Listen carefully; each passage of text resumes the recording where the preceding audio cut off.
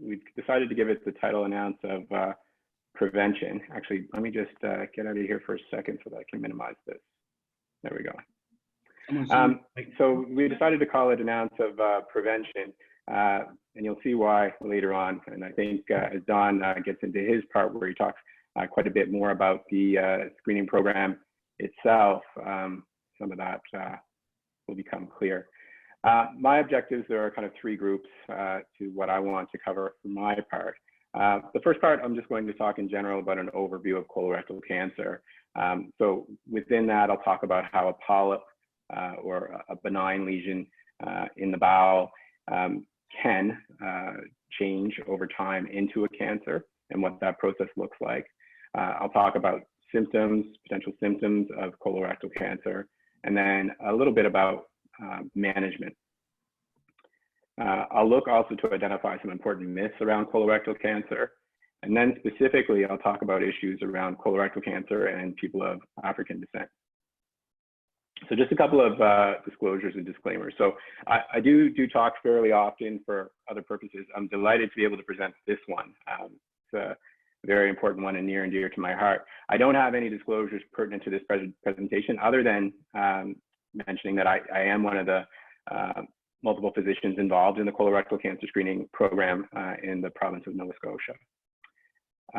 As far as, I should say disclaimers. So as far as disclaimers, disclaimer number one, I love to talk. And sometimes I talk a little bit too much. I only have 15 slides here. So my real goal is to kind of present what I have succinctly, but to allow enough time at the end for you guys to ask us questions. And I think that's the real value of this, this event this evening is the Q&A period. I'll also caution you that I do talk about a little bit of data. This isn't very data heavy, that's not the point of it. But I will point out that there aren't very many data in Canada on this particular subject matter around colorectal cancer in the Black population. So where I do talk about it, it will be kind of an extrapolation from what we know about the same information in America, in the United States. And then lastly, I don't think it's necessarily a point of issue with the panelists here or the participants, but for some folks, the nomenclature is important. So just to kind of put it out there, I commonly use the terms Black, people of color, people of African descent fairly interchangeably. And then the last point I would make is that if you have any questions, certainly there should be time at the end for questions, but if you have a need to ask in between, certainly feel free to interrupt. It's meant to be interactive. So this is just a quote from one of my friends and colleagues. Dwayne was mentioning I trained at Cedars-Sinai in Los Angeles. That's where I did some inflammatory bowel disease training. This fellow, while I was there, he was also finishing his training, Dr. Morel. He was doing colorectal cancer fellowship. And now he's one of the staff surgeons there at Cedars-Sinai, and he's quite involved in community outreach with regard to exactly what we're doing here right now, talking to people about colorectal cancer screening in general, but specifically reaching out to the Black community there, because again, there are issues with regard to early diagnosis and screening. So he's very involved in social media, and that's why I put his little Twitter handle here. You know, for those of you who have Twitter or use it regularly, I encourage you to check him out. He's got lots of videos that I often kind of reflect on. But one of his quotes is, and this is something that he uses at the beginning and the end of his talk, is he tells his audience that there's absolutely no reason why people should die from fear, and there's no reason why people should die from embarrassment. And these fear and embarrassment are two obstacles sometimes that we encounter when folks are not necessarily being brought for colon cancer screening as timely as we would like. So just one other thing before I get into the meat of this, you know, colon cancer screening, colon cancer is personal for me. So these four people are some of my family members. So the two little ones are my daughters. They're a little larger than that now, not much. This wasn't so long ago. That's my dad, and that's my mom. So as already mentioned, I'm from Preston. My mom's actually from North Preston. My dad's from East Preston. He somehow convinced her to move a little further down and raise 2 kids in East Preston. So anybody who's from the community knows that if they don't know you by your name, they'll probably know you by your parents' name. So most folks know me as Howie and Mary's son. My maternal side is flush with colorectal cancer. And it's one of the reasons actually that I decided to go into gastroenterology. So my maternal grandfather died from complications of colon cancer. I have 3 uncles that died from colon cancer. I have an elderly aunt who's a cancer survivor. And actually my mom was diagnosed with colorectal cancer around the age of 60, and she's survived it and done very well. After that diagnosis, and after all those diagnoses, obviously I was considered to be at high risk. So I've already had 2 screening colonoscopies myself. So I know a bit about the whole program from the other end of things as well. So colon cancer, or CRC, as I abbreviated here, is among the commonest causes of death. So cancer in Canada, first of all, is the leading cause of death, cancer in general, for ages 34 to 85.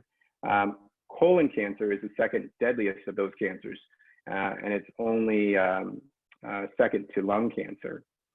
In the United States, data show that colorectal cancer affects Blacks at higher rates. So Blacks are diagnosed more often with colon cancer, 20% more often than those who don't. And that's despite the fact that Blacks are actually less represented in screening programs. So they don't get screened as often, but still we see these increased rates of colon cancer in that population.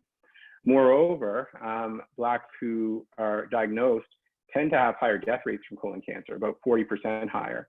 And part of that may be because of late diagnoses and less availability for treatments at that stage in the disease. So I think it's important to understand a bit about how colon cancers develop. And I think this is really important because it kind of runs into what Don's going to talk about, which is the importance of the screening program. So if you look at this little cartoon we have here, going from left to right, you can see on the left side, we have a small little bumps on the lining of the bowel. And these are, not masses, they're little growths that develop when tissue is just growing faster than it should. And everything that you see here in the green line, so from hyperproliferation to adenomatous polyps, and I've circled one here, those are the lesions that we're really looking and trying to identify when we're doing a screening colonoscopy, because everything from this black circle and toward the left is something that's very easily managed with a colonoscopy and polypectomy. Even this little lesion just to the right of that black circle is still a polyp, but you'll notice there's something different about that one. It has a little white kind of wedge that's starting to grow there. And that's meant to represent certain cells in that particular polyp that are growing in a disordered fashion. They're not organized in the proper way.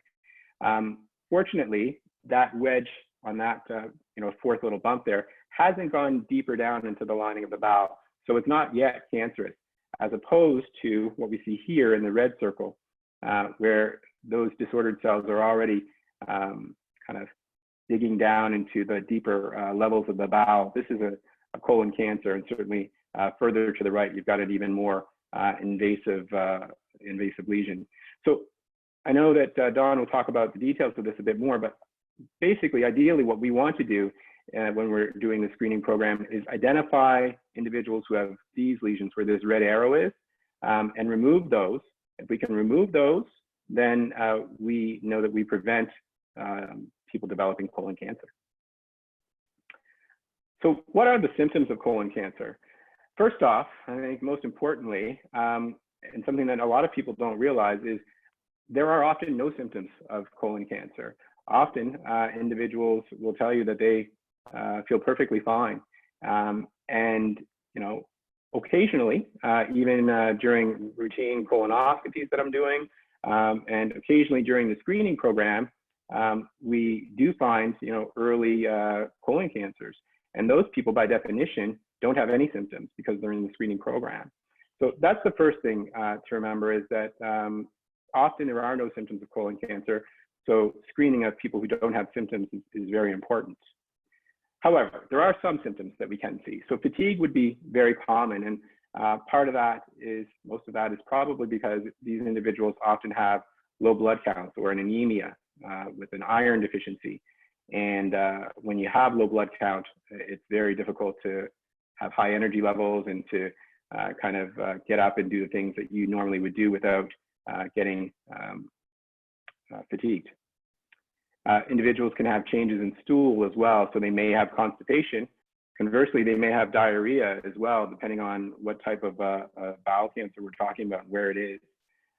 Individuals could have changes in the actual shapes of the stools to the point where they get more narrow.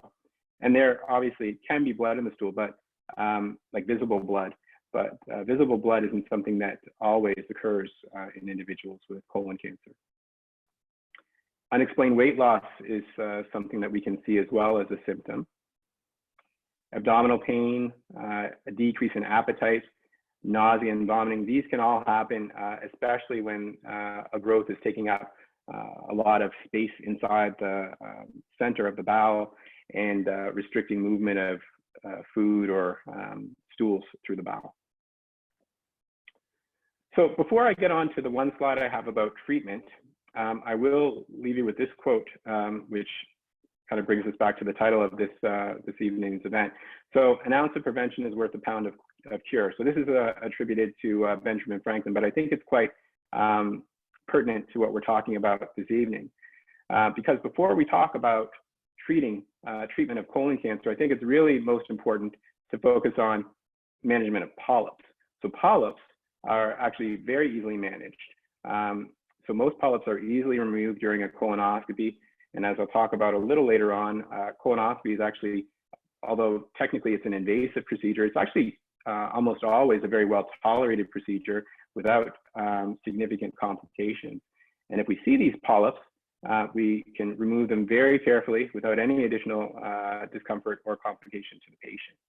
And by removing these, as I mentioned earlier, we are able to obviate the need for potentially treating a colon cancer several years down the road. We prevent colon cancers by doing this. However, I will talk a bit about colon cancer treatment. So the treatment options do vary, and they depend mainly on the stage of the disease. And I won't go into details unless there's further questions later about how we stage, but suffice it to say that it depends basically on the size of the tumor, how deep the tumor has invaded into the bowel wall, and whether or not the tumor has spread from its initial location to somewhere else. So that would dictate what options are available for treatment. But often surgical resection is an option for individuals with bowel cancer. And whether or not chemotherapy is required, it may not be required at all. Or if it is required, it may be given after a surgery to ensure that there's no residual cancer cells, or it may be given before surgery to try and shrink the tumor down a bit before taking the tumor out with surgery. So why is colorectal cancer more common and more deadly in Black people? The bottom line is we're not sure, but there are probably multiple factors involved. And I have the picture here of Chadwick Boseman, the Black Panther, famous movie star, who died sadly just a couple of months ago from the disease. So first off, as I mentioned, there are multiple factors that are likely involved, and there's research going on into this. I think one of the major things we need to realize is that for multiple reasons, individuals of African descent have decreased interaction and or access to healthcare services and programs. So some of that may be a systemic issue. Other reasons may have to do with cultural issues or socioeconomic reasons as well. So, I mean, these may be things that all come up in the discussion, but I think that's a major issue, is decreased interaction and access. Because this in turn leads to development of polyps and, more progressive lesions, cancers being found later on and being more difficult to treat. Genetics. So this is one thing that people have wondered about as well. Could there be a genetic component to Black individuals being more likely to be diagnosed with colon cancer and being more likely to die from it. And currently, it seems that it's probably not a major factor. And we say that because if you compare African Americans to individuals from the African continent, there's still a difference in that individuals from the African continent have lower rates of colorectal cancer than African Americans do. So it's definitely not just genetic or not predominantly genetic. However, as I mentioned earlier, there is this these data that show that colorectal cancer seems to be occurring earlier in Black individuals, in Black communities, than it does in non-Black communities and groups. So that has actually prompted some organizations to recommend potentially screening Blacks even earlier than we screen the general population. I mentioned about Chadwick Boseman earlier, but it's important to note he was only 43 years old. So according to our current, and he didn't have a family history of colon cancer or polyps. So by our current screening guidelines, he wouldn't have been due for screening anyway. And he had stage 4 disease. So you've got to think, he had this disease probably when he was in his late 30s. I do want to address some of the myths of colon cancer and colonoscopy. And these are things that I've kind of talked to my family members about when I've talked to them about the importance of getting checked out with our family history and with the information that we know about colon cancer in the Black community. So I know that these are some of the sentiments and some of the kind of retorts that come up in that particular community. So the first one is, the comment that, well, I feel fine, and hey, if I get some symptoms, then I'll be sure to get checked out. Well, the only issue with that, as I kind of alluded to earlier, is that many, maybe even most people feel fine, but they may have important polyps or even colon cancers that require removal to prevent bad outcomes. And I can guarantee you, polyps, for sure, most polyps would not come with any symptoms. So again, very important myth to debunk here. And then some folks will say, well, if I'm found to have a colon cancer, I'm concerned that the surgery will make it spread and make it worse. And I don't know if this is something that's unique to the African Nova Scotian community or not, but there's this belief that, once somebody gets opened up for a surgery, then the air into the wound causes the cancer to spread. And that's just not the case. More often than not, what's happened is that, an individual's diagnosed too late and they already have metastatic disease. And, people just misunderstand that, that individual actually had very late disease and not, they weren't actually caused any harm by the surgery. So most colon cancer is actually treatable, but earlier detection would be associated with improved survival. Some people think that only people with a family history of colon cancer are at risk of developing the disease, and that's absolutely not true. Certainly, individuals with a family history are at increased risk, and they certainly should have colon cancer screening. But on the flip side, most people who are diagnosed with colon cancer actually do not have a significant family history of disease. And then there's this idea that colonoscopy is painful. And Don may touch on this a little later on, because Don's not only the head of our screening program, but he also is one of the provincial and actually national kind of experts with regard to colonoscopy technique. So colonoscopy with current techniques and equipment is actually a very well tolerated procedure for the vast majority of people, to the point where we're able to use minimal sedation and oftentimes not sedate at all. And just to give you a bit of a personal kind of take on that, I mentioned earlier on that I've had 2 colonoscopies already myself. The first one, I was still in my training back in Calgary, and I was a bit early for screening, to be honest with you, but it was around the time of the diagnosis of my mom, and she was worried, and I had an in because I was a resident in the GI program. So we were able to get that done. So I was sedated for that one. I don't remember a thing. The nurses tell me I was very pleasant, and my wife rushed me out of there very quickly because the drugs made me very chatty. The second one I had more recently, actually here in Nova Scotia, because the time had been up for me to get my repeat, and it was done by a colleague of mine. And I opted to do that one without any sedation. And part of that's because I do colonoscopy fairly often, and it's not infrequent for me to actually perform unsedated colonoscopies on people for various reasons. So I did do that, and that was very well tolerated as well. I didn't have any issues. It was not painful. Was a little, felt like a kind of a worm in my belly for a little bit, but you know, I wouldn't describe it as uncomfortable. The most problematic part or most troublesome part for most folks of the colonoscopy is the bowel preparation itself. So actually cleaning out the bowel, but even that's come a long way, and most people are able to tolerate that quite well.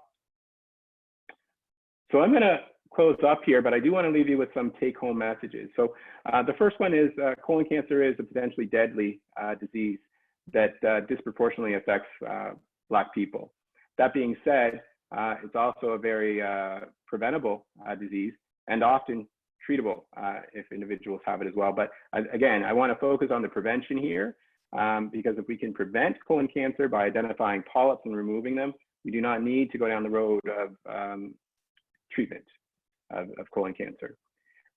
I'd like to implore folks for yourselves and to talk to your family members and friends about this third point, but it's important not to wait for symptoms or to feel that, you know, if you don't have symptoms that you're in the clear with regard to polyps or colon cancer. That's not true. And it's really important to be proactive and to take advantage of the screening program in order to have good outcomes. And then the last thing, again, I had it on the last slide, but I think a lot of individuals either don't go ahead and get screened with their family histories or don't participate in the screening program with the stool kit because they're worried that they may have to go on and have colonoscopy, and they're afraid about having an uncomfortable or painful procedure. So again, the vast majority of individuals who undergo colonoscopy would not describe it as painful. And to be honest, most of them probably don't even remember most of it because of the sedation that we give. But even those who have minimal sedation or no sedation would not describe colonoscopy as a particularly painful undertaking. So that's it for my slides, and I'll stop sharing. And I think, I don't know, I guess, guys, maybe it would be best if we just went right into Dawn's section now and then did the questions at the end. Sure, whatever works for you guys. We're easy. Yeah, I think that makes the most sense. Okay. Okay. Thank you.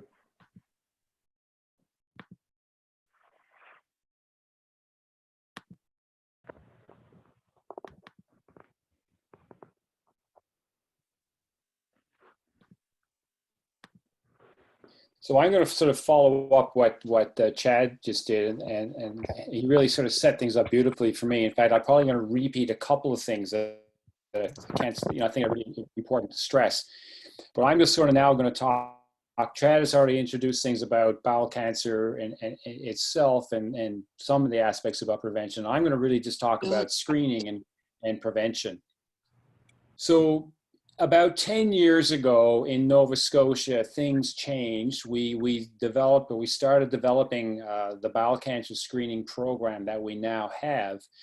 Before there was we developed an organized program. Really, bowel cancer screening was what we used to call scope your neighbor kind of idea. So what would end up happening is it was an opportunistic approach. It wasn't really organized in any fashion. If you happen to know somebody, or if you were proactive in terms of your health and went after your family doctor, you would be able to get a colonoscopy. And then the question of whether you should have had a colonoscopy or not, or whether, it was really from a perspective of the province and people in the province, it really was not organized. So Nova Scotia and pretty much now every other province in the country has actually now gone into developing an organized screening program, which is what I'm going to talk to you about and tell you a bit about.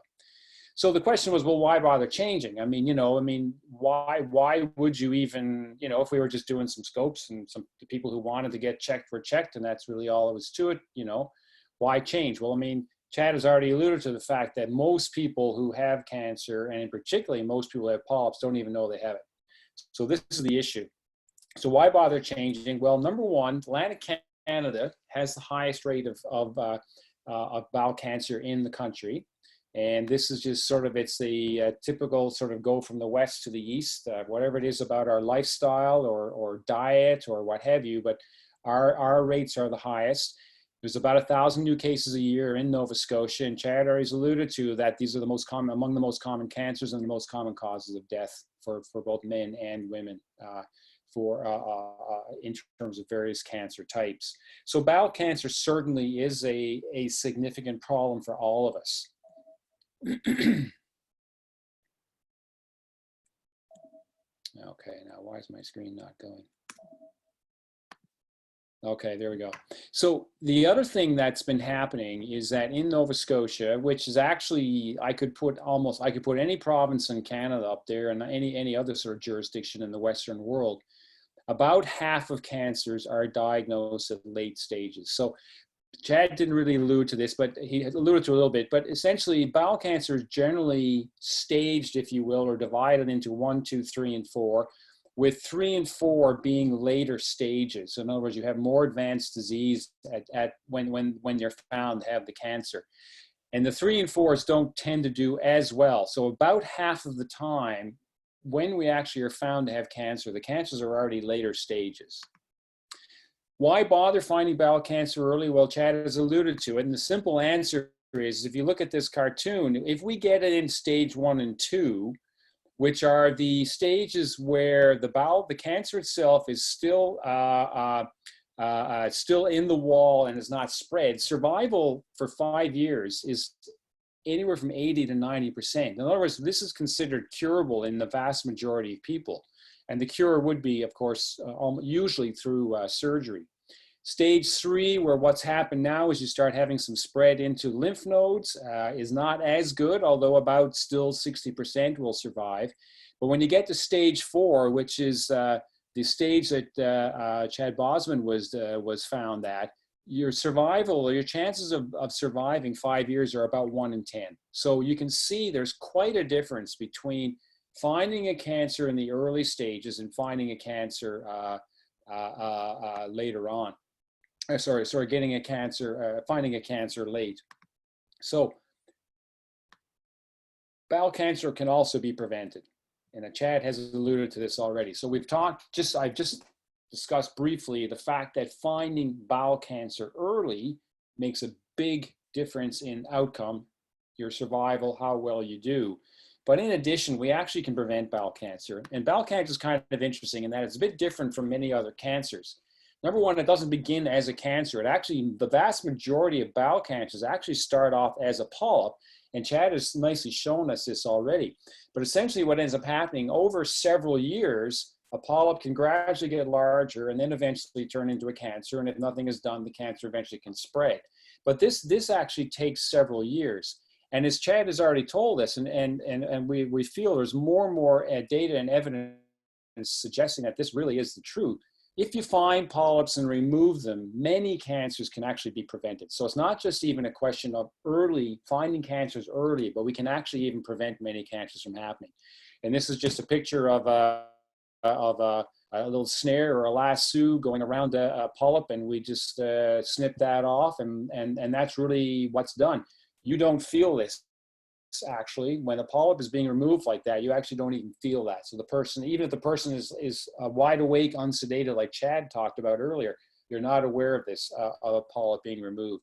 So the two big things in terms of finding things early diagnosis of a cancer, better survival, and we can actually prevent most cancers or many cancers. So the question is, can we actually find them earlier? So how do we actually do that? So that's kind of, I think, the thing that's relevant. This is what I really want to concentrate on. Well, here's your birthday present from us. And essentially what ends up happening is every 2 years, around the month of your birthday, you'll get this little package in the mail from the screening program. And the way we do it in Nova Scotia, unlike many provinces in the country, we actually mail this out to everybody in Nova Scotia who lives in Nova Scotia, who's registered with MSI. And what ends up happening is you get the kit in the mail with the instructions. You follow the instructions and mail it back. It goes back to a central lab in Bridgewater. And that's really, all of the testing is done in Bridgewater.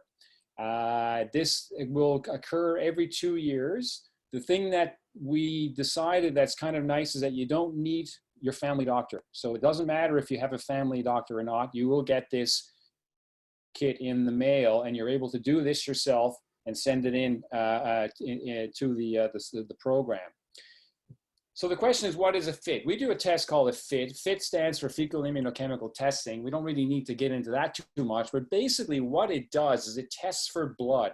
So when you do the stool test, you collect a little tiny amount of stool, send that in the mail in the container provided, and the lab will test to see, is there any blood in that stool sample?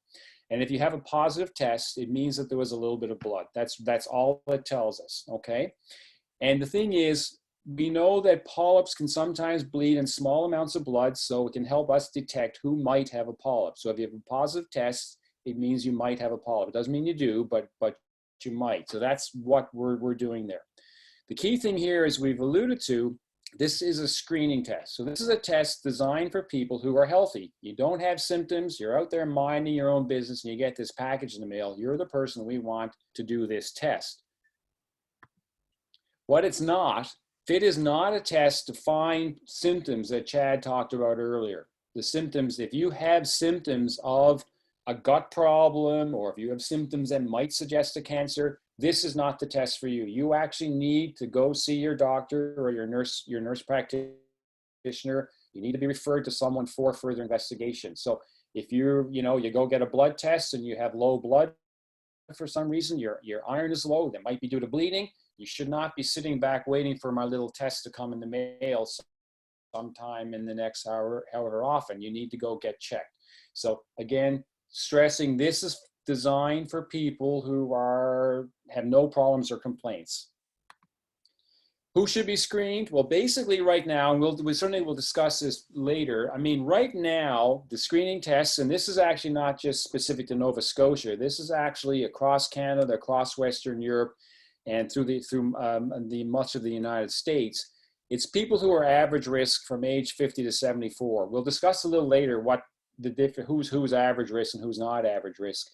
The main criteria in terms of what makes you increased risk, so we think of average versus increased, the main things that make people increase risk are their family history, and Chad has mentioned about his family, and then some other medical conditions like inflammatory bowel disease, which can have some impact on this. But in general, most people that as we know, who develop bowel cancer did not have a family history. So average risk 50 to 74, that's really who tends to be screened at this time.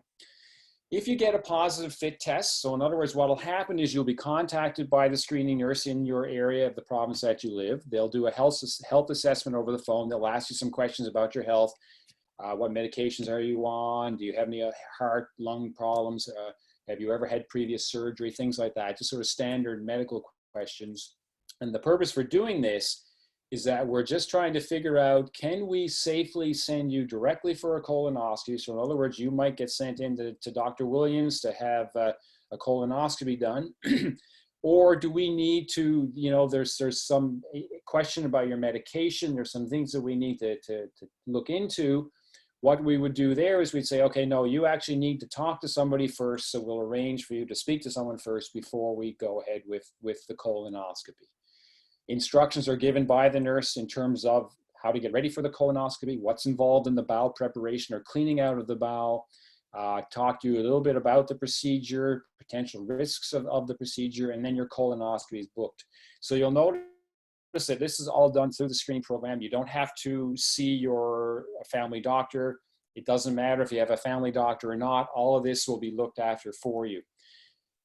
Now, obviously, your family doctor is notified at all times. So if your family doctor, your nurse practitioner, you'll be contacted. You'll get a letter saying you had a positive test, or even if you had a negative test, you'll get that. Your family physician is also notified as well. So that'll also be in your medical records. So does the program work? Does your program work? And it's for all of us living in Nova Scotia. And I'm just going to talk a little bit about what we know so far.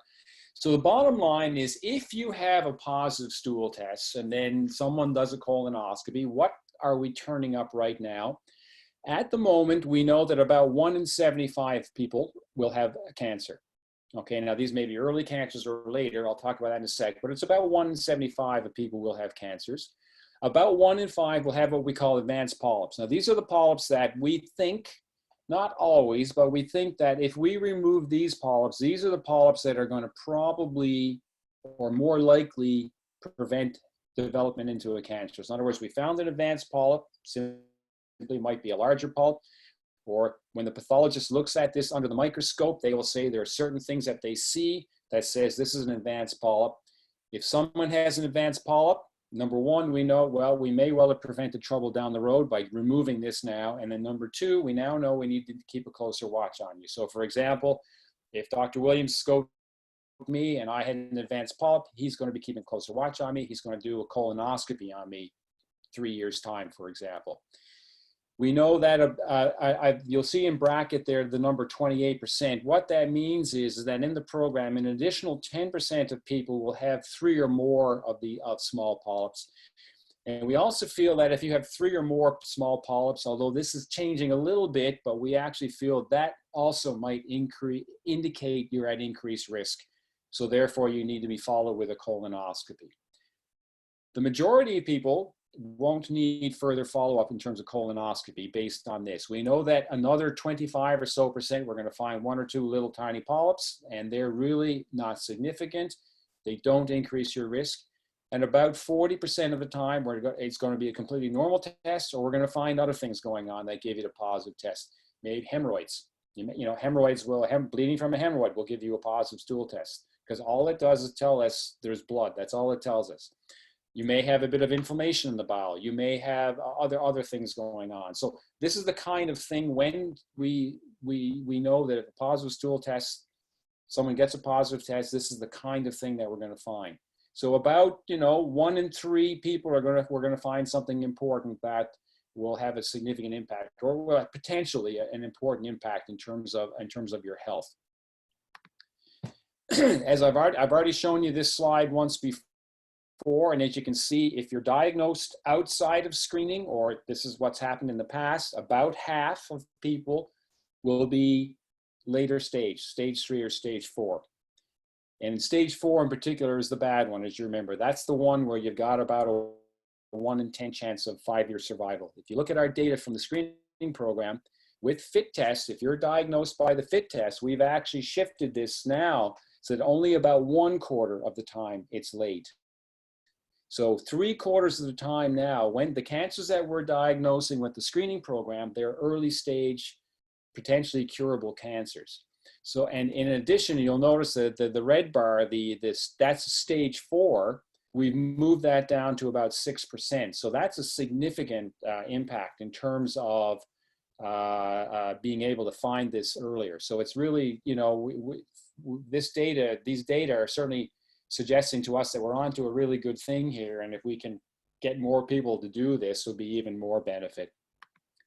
Last thing to talk a bit about, and Chad has already alluded to this, is family history. Family history is important, and I think there's a couple things that I think you need to be asked. All of us should be asking, and if you take anything home from what we've talked about tonight, go back home, talk to your family, and ask some questions. I mean, first of all, ask yourself, has anybody in the family developed bowel cancer under age 50? So, for example, the family of the actor, the Black Panther, who has died, he was in his early 40s, from what I remember. He would certainly, his death and development of bowel cancer at such an early age would certainly suggest that in his family there may be something genetic going on. Now, whether he was the first to develop the gene, we don't know. But if you have a history of someone developing bowel cancer at a really early age, you need to think about it and look at the family and talk to your doctor about whether you should get screened or not.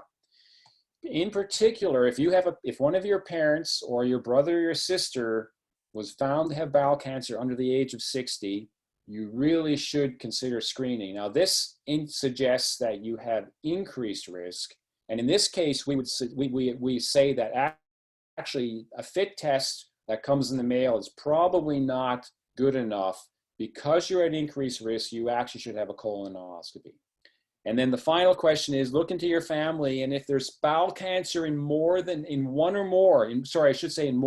of your family, your first degree relatives. So if you have two brothers, if both of your parents, for example, were diagnosed with bowel cancer, no matter what their age, even if dad was 70 and mom was 75, the fact that there are two close relatives in your family with bowel cancer, that also suggests that you may be at an increased risk and you should have a colonoscopy, okay? So these are sort of the things that I think is important for everyone to go and discuss this with the family and look into it. And there you go. Thank you very much.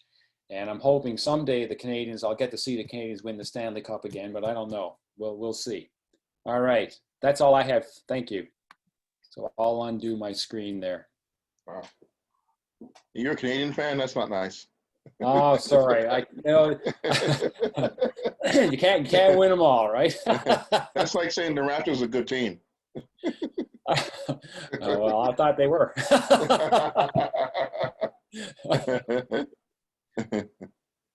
All right, that's great. So I think we're open to the floor to questions. You can either speak to questions or put in a question and answer box.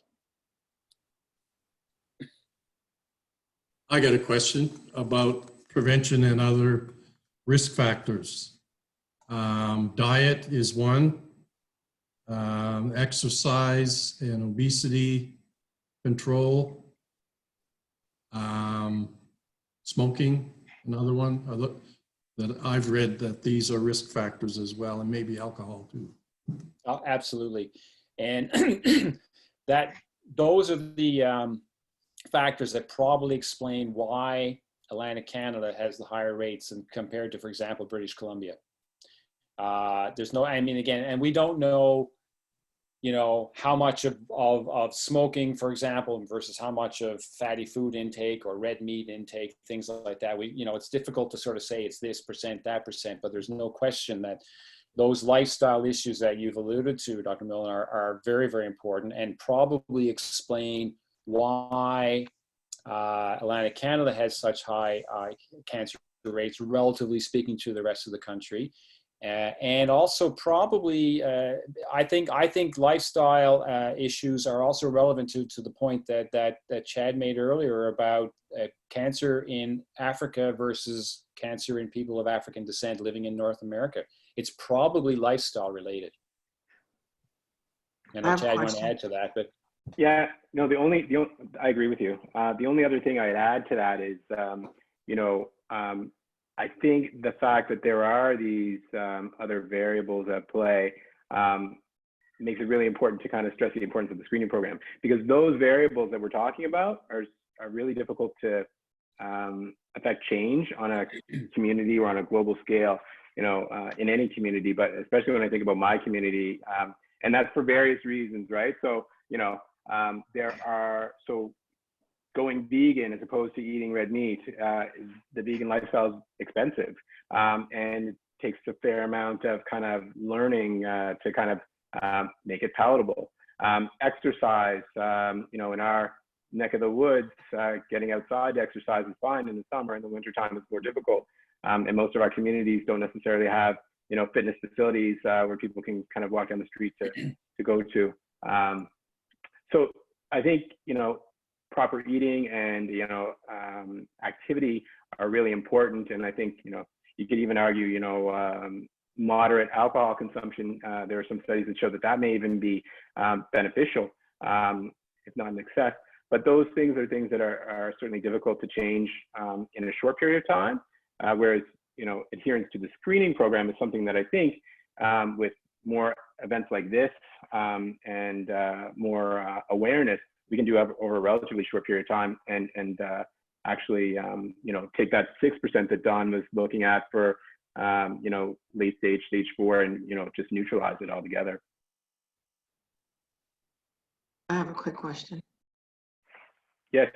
I was wondering if related diseases like Crohn's or colitis, would that hinder or actually, I guess diagnosed like colon cancer? I don't know.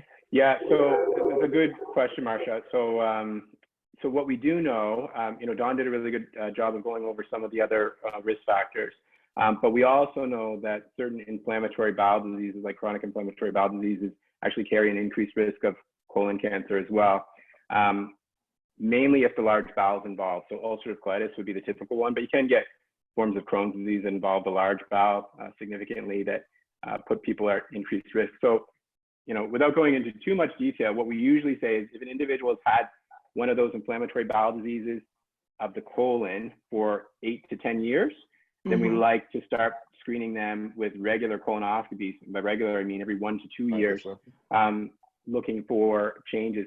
The other important thing about that group is they, going back, Don and I said that most colon cancers, almost all colon cancers, develop from polyps that grow over time. In the inflammatory bowel disease population, that probably isn't necessarily true. They can often develop colon cancers without having polyps that grow slowly. So we actually, when we do their screening or their dysplasia surveillance colonoscopies, we actually take biopsies throughout the bowel, even in areas that look normal, because under the microscope, there may be indications that there's something going on. But that's a good point. So that's another risk factor. Inflammatory bowel disease is relatively uncommon, or used to be relatively uncommon in the Black community. It's on the rise. And it's common. looking at that, yeah. So I had another question. Does it matter what age? Like, say, if there's someone that was diagnosed with colitis or Crohn's, like say 9, 10 years old, would they continue to get these kind of tests? No, so it doesn't. That's a good question. So there's no, in the current guidelines, it doesn't matter how old the patient is. What matters is how long they've had the disease. So 8 to 10 years of disease, then after that, we start doing the screening. And would they screen like all the family members and stuff too? No. So, and Don, you can weigh in on this. So if we're doing, a screening surveillance colonoscopy on an individual with inflammatory bowel disease and looking for dysplasia because of that, if they do go on to develop, a dysplastic lesion, then, we usually attribute that to the inflammatory bowel disease. However, I mean, it's a good question. I would like to see what Dawn says about that. So if they have colon cancer, if my mom has colon cancer at age 40, but she also had, 20 years of ulcerative colitis leading up to it, is that a family history? I would suspect probably. I mean, by definition, you have a first-degree relative with colon cancer. Okay. Yeah. So I'll just make 2 quick points. One, yeah, I agree, Chad. I mean, if someone, if I think if someone is diagnosed in the family at a young age and they have ulcerative colitis, I don't think that changes things. I would still treat that like that person was young when they were diagnosed. And the question or the issue that rises when someone is relatively young when they're diagnosed is, do they have a genetic influence? Is there something going on genetically? So in that case, I would be saying, yeah, I think the family should get screened. Okay. And I wouldn't sort of say, oh, just because you had ulcerative colitis, that's what happened. Don't worry about it. Tell the rest of the family not to worry. I wouldn't do that. I think simply because I don't think anyone can confidently say yes or no. So I would assume on the side of being careful and say, let's assume it might be genetic. The other thing I just wanted to make about the FIT testing, the stool testing that we use is in terms of the mail out, that's not going to work in someone who has inflammatory bowel disease. So, someone with colitis is probably already being screened by scopes anyway, by their gastroenterologist. But the problem is, again, we go back to the fact that the FIT test is designed to detect blood. People with colitis, because they have inflammation in the lining of their bowel, they're having little tiny microscopic amounts of blood all the time. Even if the colitis is not active in terms of causing, cramps and diarrhea, there still is probably little bits of blood all the time. So the screening stool test will always be positive. So it's really not helpful. Okay. So what we do in a case like that is if I diagnose someone with ulcerative colitis, we actually take them out of the screening program for the stool testing, and we say, no, because of having colitis, you need to be followed with colonoscopy anyway. So that's how the screening will be done in the future. It will be done via colonoscopy. All right, thank you. Appreciate the answer. Oh, pleasure. Yeah, good question. there's a question on the chat here, someone asking, well, what age should you recommend someone gets a CRC examination? So why don't I just give the generic, Chad, and then maybe you can talk about, you know, in terms of the African and Nova Scotian population, Yeah, sure. or just the Black population in general, and when, because there are things changing in terms of when we should start screening. Right now, for people who are average risk, in other words, you don't have a family member, there's nothing else going on, we start at age 50. And we go up to age 74. And that is sort of generic pretty much across pretty well the Western world. In the United States, the American Cancer Society, and then just most recently, in fact, actually in the last couple of days, the United States, another organization called the United States, what are they called? Multi-Site Protective Task Force or something, or I can't remember exactly what all the letters stand for. They have also come out advocating that we should actually start screening people at age 45. And the reason for this is, one of the things that is being noticed is that there are more younger people turning up with bowel cancer. I don't know that everybody accepts that yet, and simply because, not that nobody argues that bowel cancer is not, it may not be increasing in younger people, it is. The issue comes down to the concept of relative versus absolute risk. And I'm not going to get too detailed on this, but essentially what it means is, if something is very uncommon and now it's it's occurring twice as often, is it important? Is that an important increase? So if I have a 1 in 10,000 chance of something and my chance is doubled, it's now 2 in 10,000. So, but if I have a 1 in 20 chance of getting something and it's doubled, now it's a 1 in 10 chance. That's a very significant difference. So one of the arguments that people have about this whole, it's getting more common, is that it's still, even though it's getting more common in younger people, it's still fairly uncommon. Whatever, there is that. The second thing is, certainly in terms of, I know from the Nova Scotia experience, we're only, of the people from 50 to 74, right now, we're only getting about what we call about 35% uptake. And when I say uptake, what I mean is that only about 1 in 3 people are actually sending back the little kit in the mail.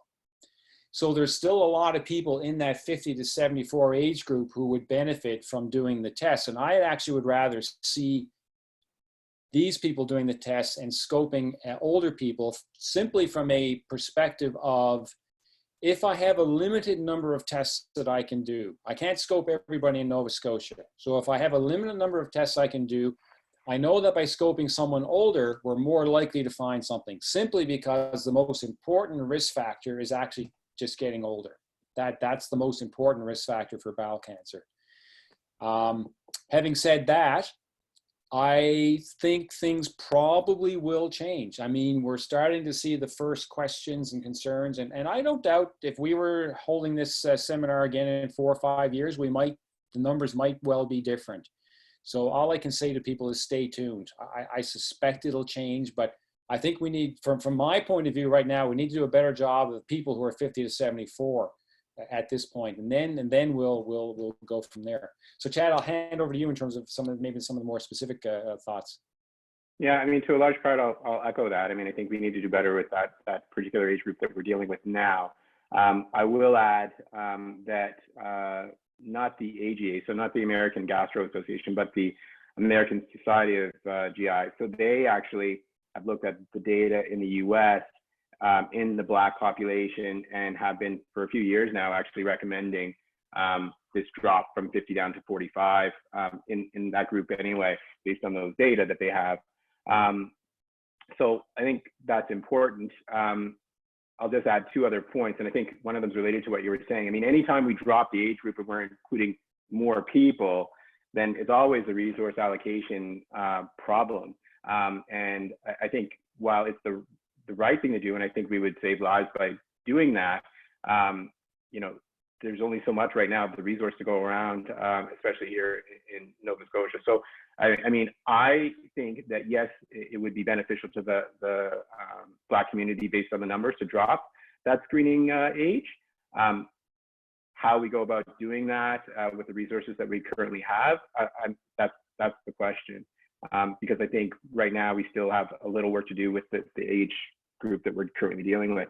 And within that age group that we're currently dealing with, I would say, and this is pure observation, and I've been looking at working with a colleague of mine on this, the community, the Black community here in Nova Scotia, within Central Zone, HRM, I think is probably underrepresented in the screening program. And I just say that based on the folks that I see come across, you know, in the screening list.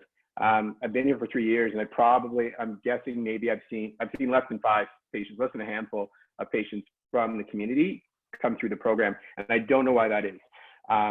And I'm sure, again, I had a slide on, I think there are multiple reasons potentially for that.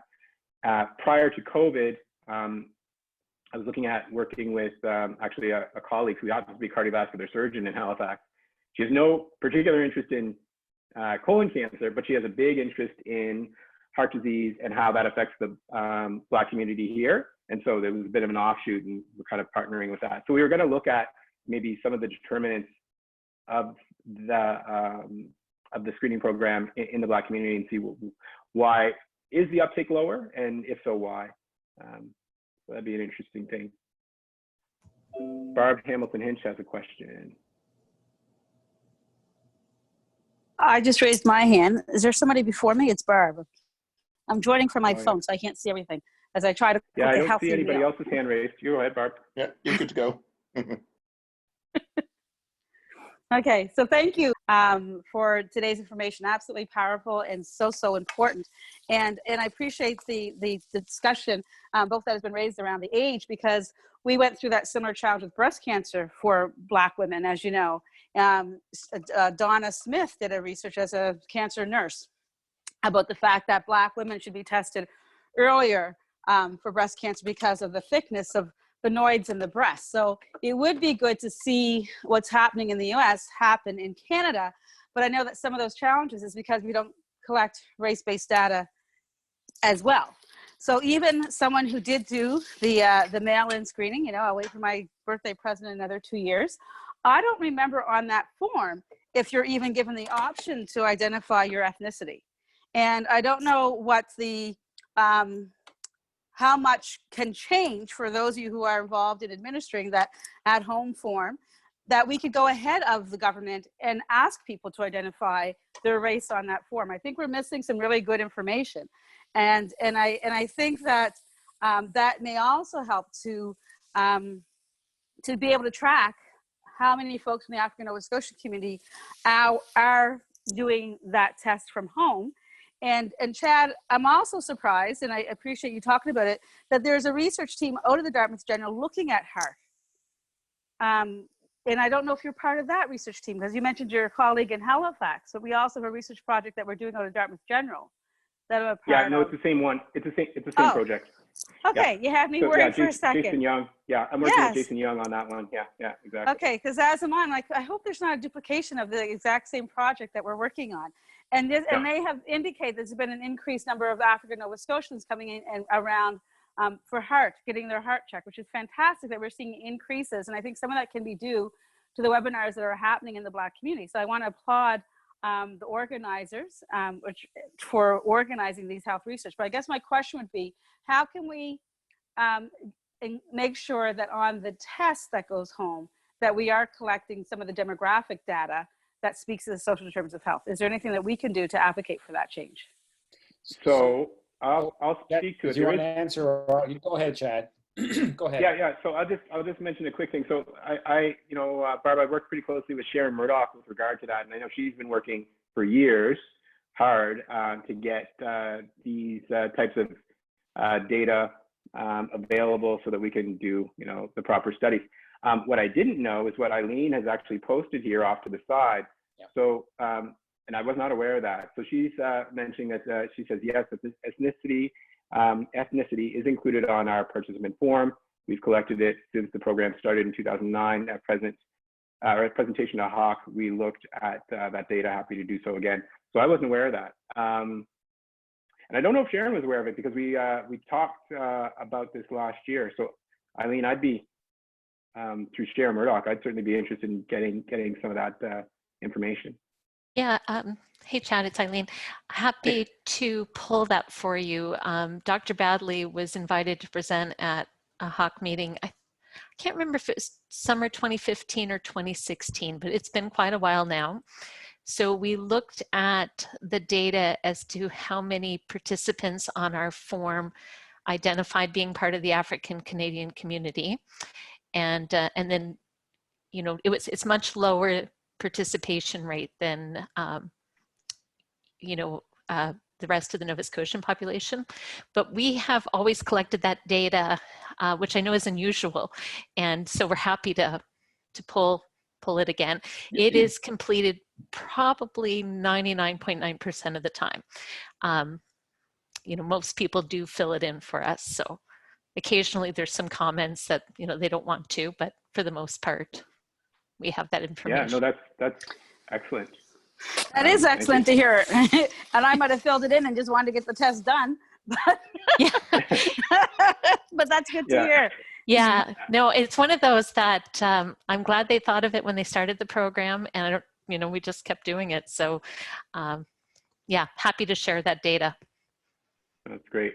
So, I mean, just to clarify that, that's not part of the form that I get to see when I'm the endoscopist. That's something else on the back end, right? It's on, when you get your FIT test in the mail, there's an accompanying participant form where we collect some information, and that's included there. Right, okay. Thank you. Don, was there something else you wanted to add to that? No, I was just going to say that we've been collecting that data, but we've never actually made any use of it to this point. So, you know, this might be an opportunity to start looking at this. Yeah, I think it'd be a good time to pull together a research team. And even like you said, Chad, pull it in with the research that's already happening so we don't have to reinvent the wheel, but just sort of try and do 2 researchers in one and then look to apply for amendment to be able to look at that data. Because above and beyond the fact that it's being collected, I'd be curious to know which communities are part of that collection. And I don't know if it goes down that deep, Eileen, in terms of postal codes, right? Because it would be interesting to find out which communities we would need to target more to increase the response to the FIT test. Yeah, we definitely could do that because it would be linked in the database. You know, we track mailing address as well, so we could help you with that. Yeah, the only time we looked at the data was for that one presentation a number of years ago, and it was something I'd love to do again. So to Don's point, we've been collecting it. So we're sitting on a gold mine of data, happy to share. Yeah, now I just have to find a GI fellow. Hey, Don. So Lynn, go ahead. Hi, Chad. Hi, Lynn, how are you doing? Good, how are you? So good. I lost my dad to colon cancer in July. I'm sorry to hear that. Yeah, thanks. And so he had a ruptured bowel. And so that's how they found his cancer. So as you said, he had no symptoms. He did have a sore stomach, probably 2 weeks before his bowel ruptured. And then he went through treatment, but unfortunately lost his battle in July. But they did remove 10 polyps from his colon when they removed the tumor. So what I'm wondering is, because he had so many polyps, is it hereditary? Is that something that I should be worried about? Yeah, I'm sure. I mean, this is probably a bit more up Don's alley. I'll take a swing at it, and we'll see what meat I leave on the bone there. But I would say, yeah, so that story of those multiple polyps and then this large lesion. How old was your dad, Lynn? He was 72. Yeah. So, I mean, even though, you know, he was, you know, certainly a little older, that story would make me wonder if there was another individual in the family with polyps or colon cancer, that would be another kind of checkbox there. But often what they'll do, and if they haven't done, it could certainly be requested, is to kind of analyze the tissue to see if there's any, you know, what we call MSI, so microsatellite changes there, or other genetic kind of abnormalities, to give the family an idea of whether they should be on heightened alert and screened even more closely. Yeah. What do you think, Don? Yeah, just first of all, just to say I'm sorry to hear your news. I can understand how that feels. Thanks. In terms of the So there's a couple of issues. Just the fact that your dad was 72 when he was diagnosed may suggest you have a slight increased risk, but you would still be considered average risk because what we do is we use a cutoff of 60 as the number. We've been looking at this more recently, and in fact, actually the number is probably 50 in terms of, you know, if someone is under 50, that really means that there's a significant increase in your risk of bowel cancer. But having said that, nothing is, you know, it's not, you know, it's not like boom here and then boom here. It is a transition. So my dad is 72. I might have a slight increased risk. It's hard to say to you it's X amount or X percent. Certainly, we would be encouraging you to do the FIT testing without a doubt. So there's that aspect. Now, the story about the multiple polyps, part of that would depend on, and this might be something you could find out, is what kind of polyps were these? Because not all polyps actually have a cancer risk. I'm assuming that these probably were what we would call adenomas, so they were relevant. In which case, if your dad had multiple adenomas, there are certainly some genetic syndromes where we see multiple adenomas and multiple polyps of that type.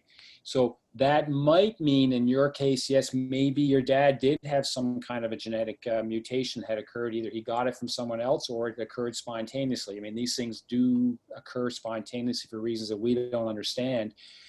So the question really for you now, Lynn, is are you at increased risk? And it's hard to really actually be more definite on that. But, you know, as Chad just alluded to, sometimes you can request to have the pathology lab look at this. There's some testing that they could do.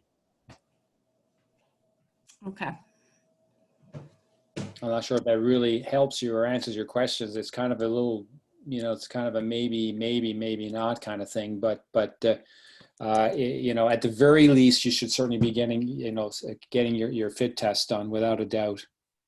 So with the FIT test, so how would I go about to get one of those? Because I know you guys said that it would be mailed out, but obviously I'm only 46, not Okay. at the 50 range. I'm in the same, I graduated from CAD, so Yeah. you're still only young. Yeah, exactly. So you're right. They do start at age 50. And actually somebody there was a question on a chat a little earlier about when do you actually start screening, and average risk, we start at 50 if you have a family member with cancer. So for example, if my dad was diagnosed at 55, we advocate starting screening at either age 50 or 10 years. If you have a family member with cancer, we actually would suggest starting screening at a younger age. And it's usually 10 years younger than the person. So if dad was 55, I should be getting started screening at 45. Right. In the case of the Black Panther actor, gentleman, Chad Bosman, who was, I can't remember what he was, 42, 43. Let's say he was 45. 43, To make the numbers easier, his family, his brothers and sisters, if he has any, they should actually be starting screening at age 35. Right. You know, because of that risk. So just in terms of throwing that number out there, there is an age thing. We sort of say 10 years younger than the youngest person in the family when they were diagnosed. And Eileen has written on the chat line there. We automatically mail these things out. If you're one of the group in the last 6 months, like myself, who missed their screening test because of COVID, there is a number we can call, and Eileen has written it there. And I'll ask Eileen maybe to come on, or someone. You know, if you're under 50 and you request it, well, the other thing you have, another option you do have. So say in your case, Lynn, you're 46, 45, yeah. 46, whatever it was. There are other ways of getting stool tests. It may not be a FIT test, but there is a screening test called a guaiac test that your family doctor would have access to. So you could go, for example, you could go into your family doctor and get a guaiac test. This is another stool test for testing for blood. It's not as accurate as the FIT test, but it's still reasonable, and it is available. That's available to anybody who might want it. So that is one option as well. And then I'll ask Eileen, she can comment, what about if you're out of the age of 50 and can you get it? Can you ask for a FIT test? I'm not sure of that myself. Yeah, we recommend the guaiac stool testing for people under the age of 50. The program only has the test for the eligible population of 50 to 74. And then if you're still concerned about screening, and stool testing is recommended over the age, again, it's the guaiac test. Yeah, thanks.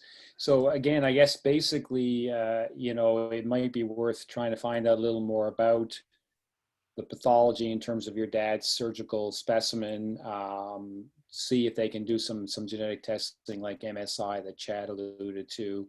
And then also what I would be doing that might even be more helpful is sitting down with the whole family and really sort of asking people, what did grandma die of? What did grandpa die of? And I mean, the thing is, we all know the older generations didn't tend to like to talk about bowels and things like that. But, you know, someone might be aware of, well, they had an operation on their bowel. Now, we'll probably never know exactly what it was for, but if there's another, if you sort of can get information on, you know, maybe uncles and aunts somewhere having bowel cancer, things like that, now you're starting to think about, well, there may be something going on in the family, in which case, yeah, you know, maybe we do need to look at this.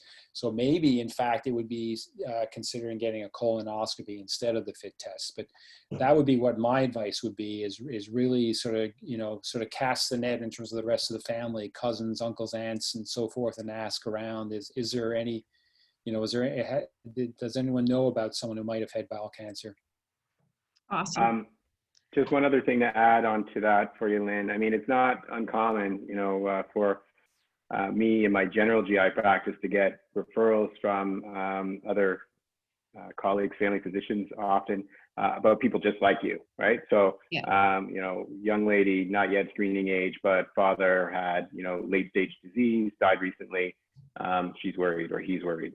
Can you talk to them about, you know, whether or not they need screening? And that story may come with, you know, some questionable symptoms. Maybe the bowels are a little different. Maybe there's been a little weight loss. Maybe some of that's around anxiety or stress because of their grieving or not. So, Right. you know, I think sometimes there's utility in having a discussion with a specialist, whether or not that ends up leading to a colonoscopy. At least we can get a bit more of the story, learn a bit more about what you're about, your bowel habits, have there been changes, and then make some decisions about what would be most reasonable for your case. Yeah, that's a great idea, Chad. I have an appointment with my doctor next week, so I'll be talking to her for sure. Yeah, I think it's a good idea. Thanks, guys. Appreciate it. There is a question here. Can you write the information about the on the 50 test in the chat, please? I can do that.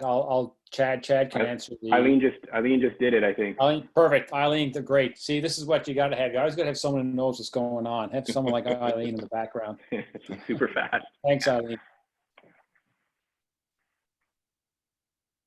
I'm the behind the scenes woman. Yeah. Doing great. Perfect. I'll just add to it a little bit here too. I have a question about just like the future of, you know, treatments and stuff. Is there anything that you guys are learning about or researching in terms of, you know, future treatment options or new novel treatment options for colorectal cancer?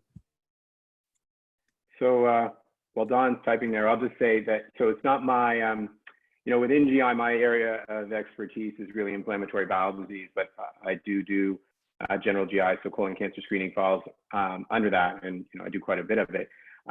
With regard to treatment, it's not something that I necessarily follow week to week or month to month, but as with other malignancies, other cancers, the science, the cutting edge science is really heading towards kind of more targeted therapies, immune therapy, gene therapy. So, you know, antibodies that can recognize the difference between cancer cells and non-cancer cells and then neutralize those cancer cells.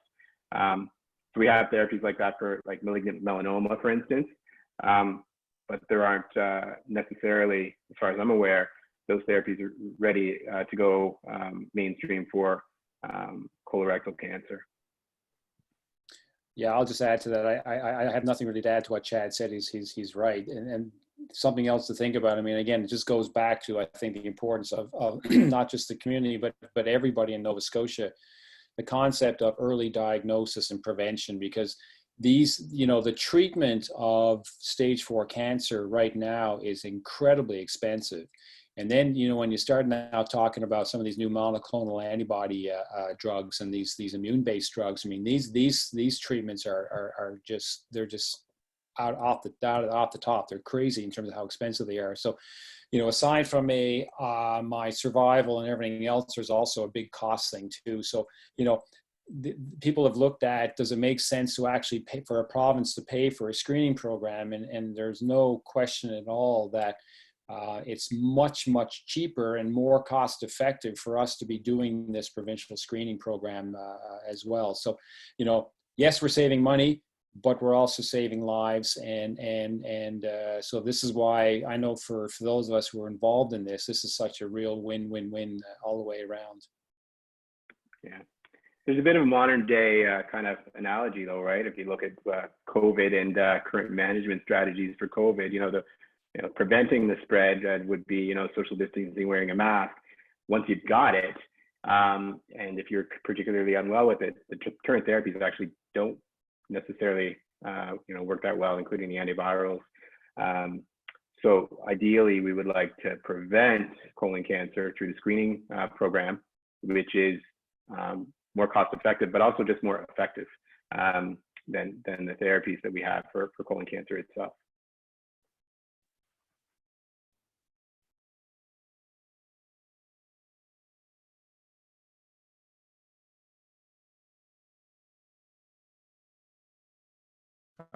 I guess I have one more question, and you may have mentioned this already. I might have missed it. Just like in terms of progression from stage 1 to stage 4, or just stage, is there like a good indication of a timeline, or is it just kind of variable depending on the person and things like that?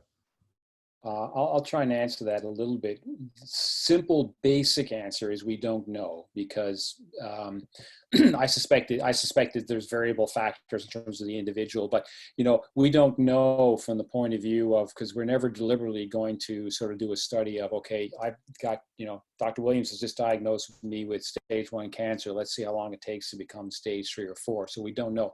But what we do know is that there's been some recent information just published showing that if you have to wait a long time, and this is important for us in terms of our screening program, is that if you get a positive stool test, as I've already shown you, we find this early.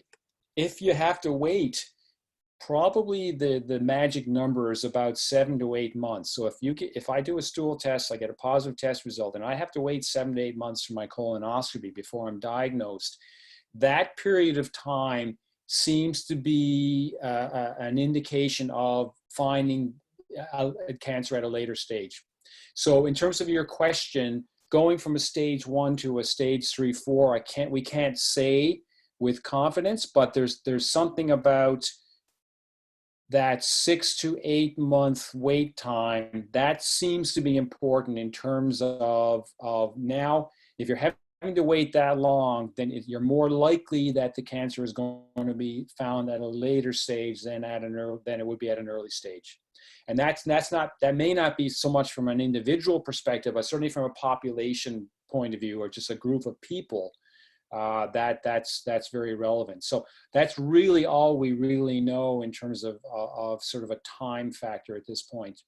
And this was just recently published in the last week or so. So this is, you know, this is why it behooves us to really stay on top of this and make sure that we're getting people through. And that's not even talking about the anxiety or, you know, the stress of, I've had a positive test and what does this mean, and could I have cancer, and what do you mean I got to wait however long to get my colonoscopy, you know. So these are things that we have really struggled with in the past.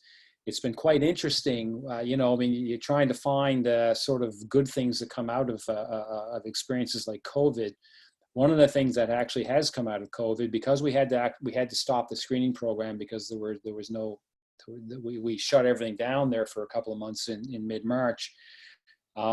the wait list has been completely cleared. So we're now actually pretty well up. You know, you have a positive test, you're going to get done fairly quickly. There's been a number of reasons for that. It wasn't just because of stopping for COVID, although that was a major factor, but there's been a number of other factors as well. Changes in the way colonoscopy is being allocated, triaged, if you will, things like that. And this has kind of occurred across the entire province. So we're actually, I'm hoping as we now have restarted the program and we go forward, we're going to do a much better job at staying on top of this so that people are not waiting that, you know, because there is something about waiting 6 or more months, aside from the stress and other things. There's something important about that time frame. So we have to really make sure that we don't get back into that mess that we were in before. Okay, thank you. You're welcome.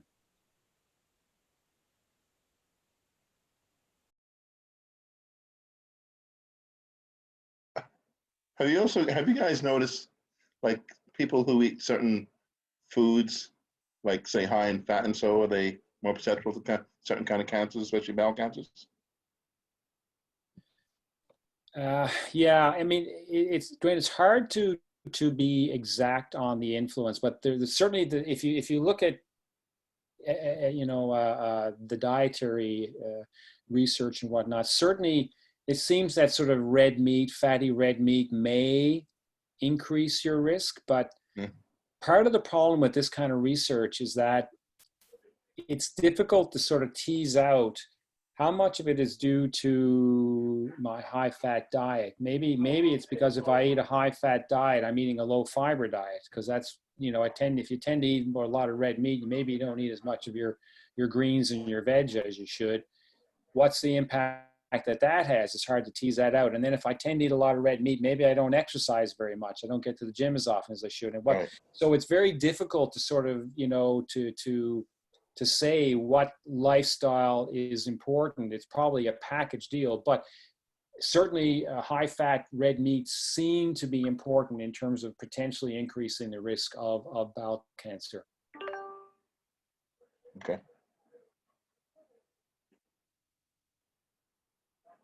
Beautiful. So does anybody have any more questions for Dr. MacIntosh or Dr. Williams?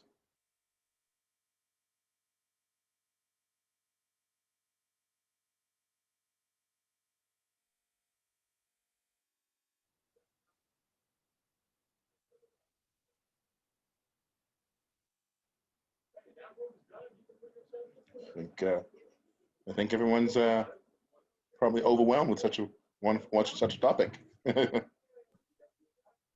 Well, I just want to say thank you very much for asking me to speak to the Brotherhood. I really appreciate the opportunity, and hopefully we'll be able to, you know, get more involvement in the community. And I know, you know, Chad, the work that Chad is starting to do, that'll be great. Maybe we can help him. We definitely develop that. You know, definitely the Brotherhood would like to reach out to you guys, and perhaps when we do like an in-person talk, and so we can connect with you guys and you know, do it that way, because I think people really need to hear this and really absorb it and realize that this isn't a joke. It has to be taken seriously, right? So. Yeah, absolutely. Yeah, and sorry, go ahead, Ron. Well, I was just going to say, I'd just like to add that you guys are influencers, and any way I think that you can help us to advocate on getting more race-based data, because this story, I could list the same thing for prostate cancer, diabetes, chronic kidney disease, vascular problems, inflammatory bowel disease, a lot of female cancers that are commoner in the Black population, but we don't have the data to take to the government and say, look, you got to target this and do something about this. A study came out last year, which was based in Toronto, not even here, that there's a 40% lower rate of mammograms and pap smears in African Nova Scotian women in, you know, in comparison. So I think any way that you guys are able to advocate for that. We had Dr. Strang during the COVID outbreak when we were doing some of the advocacy in North Preston. And, you know, I asked him that question and he said, yeah, I'm going to take it up with the Premier, but I don't know where it's gone from there. But I really think it's important. And, you know, there's between like 20 and 25,000 African Nova Scotians in the province. It's not a huge number. And I think, you know, other jurisdictions do it. And I think we need to get this data so we can target things like we're doing here, which is great, by the way. The program is awesome. Obviously, you're getting some really positive results and making a big impact. So, yeah. Thank you. I mean, I know I'll speak for Arlene and myself, and a big part of the issue is how do we engage people, and not just the African community, but how do we engage the, you know, we're only getting 35% of people sending their kits back. Now, we know that there may be 15, 20%, you know, the people like Chad mentioned earlier who have inflammatory bowel disease or other conditions where they're already getting colonoscopy, so fair enough. But the best estimate is that probably only half of the population at large are getting screened, you know, in terms of the you know, who should be being screened. So, you know, how do we get everybody to do it? But in particular, yeah, I mean, I would be delighted to work with you know, your community, the African community, for sure. And maybe that would be the way to say, okay, well, look here, you guys will lead the show and show the rest of us how to do it. That would be really cool. Just speaking off the top of my head, and I know we're trying to wrap up, Dwayne, so I apologize if I'm making it longer than. Take your time. I think when we had the mobile breast cancer screening bus, for lack of a better word, that went around, I think that was helpful in the Black communities because it was visible. People went with other people. There was other information sessions going on at the same time. I know it would be more challenging to do something like this because it's a whole bowel movement thing, but there has to be some way that we could develop a mobile, let's take it on the road, well, almost like the breast screening, because I think there is that, and I say this with a partner who also got the birthday test, and I would say, come on, we're going to do this together. Like, we got to get this done. We got to. It's just a simple test. We mail it in. I'll do it. I'll mail mine. You do yours. We mail it together, because there is this thing of, oh my heavens, this is disgusting, right? And people need to get beyond that. This is disgusting to this is my health, and somehow we need to get it to that point. And that's a challenge. And those of us who are in the health field or who understand the importance of it, we're more apt to do that. Whereas other people will see that as, oh no, I'm not touching my behind and collecting my bowel example and putting it in an envelope and in a stick and sending that in, and it goes in the mail. Like, oh my heavens. Yet we've all changed baby diapers, right? And we probably have all had accidental things happen. So it's getting beyond and making it that relaxed for people to see it's okay. And I sit here also as a you know, health promoter and health practitioner, saying we need to put more faces behind the disease and the test. So we need more people to be on our TV, to be in YouTube, who have, like you, Chad, your story was amazing, that talk about, and that people will know, to say, I went through this. And I remember there was a fantastic deacon in Hammond's Plains that went around to all the churches and unfortunately ended up passing away from the disease, and would talk to the older men about, you need to do this. And people, the numbers started going up because he was going around and having a face to the disease and talking about his experience and how, you know, men, you got to get over this. And it's not like you think it is, because it's almost like when you talk about vasectomies and men think, oh my gosh, what's that going to do to me? And I think it's that type of fear that we have around tests that are really not that invasive. Mm-hmm. And we need to find ways to normalize that. I mean, having the FIT test is much better than having a mammogram in comparison, right? Sorry, I went on for a long time, but trying to strategize how we could take it to the community and normalize it, even if it means we're at a community center and we encourage people to come and we have really funny promo that goes with it. Mm-hmm. And there's more than one person, you know, having that bowel movement in the bathroom. Yeah. I just throw that out of ways we need to start thinking of normalizing it a little bit, and then people start doing it on their own. Yeah. I mean, just to add to that, Barb, I think we could probably brainstorm some ways to do that. Just harkening back to my colleague who's still in LA, Missouri. So what he does, when he's not working in the OR, he goes out to the communities, often to churches, but community centers and other functions, and he'll talk, but he's very interactive. And what he gets people to do, he tries to diffuse it and get rid of the stigma attached to it. So he actually gets them to say, repeat words like rectum and anus and colon and stool, you know, words that people don't like saying around other people. They don't even like saying it when they're on their own. But if you can get them to do that, and then I've often thought, well, you know, could we get like, you know, a chocolate bar and kind of mush it together and get like a, you know, one stool kit and kind of get folks to actually come up, line up, listen, this is how it's done, show me how you would do it. You know, it's not real stool, but it looks like stool. You know, it's pretty easy to do this test, and this is what's kind of come in the mail, you can do it. And it's, yeah, it's easier than a mammogram, it's easier than a pap smear. It's certainly easier than a colectomy, right? So that's where I think we need to kind of address it with the community. You're muted. Oh. I was going to say, once this COVID gets done, we need to strategize all these, and maybe we should be applying for some of those COVID grants, because we know that some of the reduction is based on this. So this is, you know, community capacity building and really looking at health and COVID, and start looking at what can we do on a community base. Because now we can have social distancing, and we can say, you know, 10 people come in and let's have these demonstrations. I think, Chad, you're right. We need to have a small group of people to start thinking about what are some other things they want to do, and you know, and bring it down to that level. And don't say stool, say poop. Like, use the language that we use naturally in our household. I don't say stool, I'm going to have a poop, right? Yeah. So use the language that people are used to using to even normalize it even more. Or I'm having a bowel movement. Like, so yeah, this is a passion, and we need to really do something with it. So thank you for your time tonight.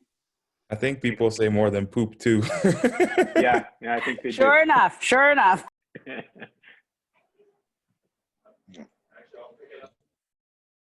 Well, any more questions from anybody?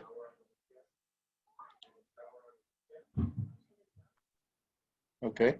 Well, Dr. MacIntosh and Dr. Millens, I want to thank you very much for your very informative presentation. And on behalf of the Nova Scotia Black Men's Health League, along with the Nova Scotia Black Women's Alliance, we thank you very much for your information and your time. And we certainly look forward to working with you guys further in the future. And I look forward to you guys on next week's webcast too. So thank you again. Thank you, everyone, Thanks. for having me. I appreciate it. Yeah, very much appreciated. Okay. Bye-bye.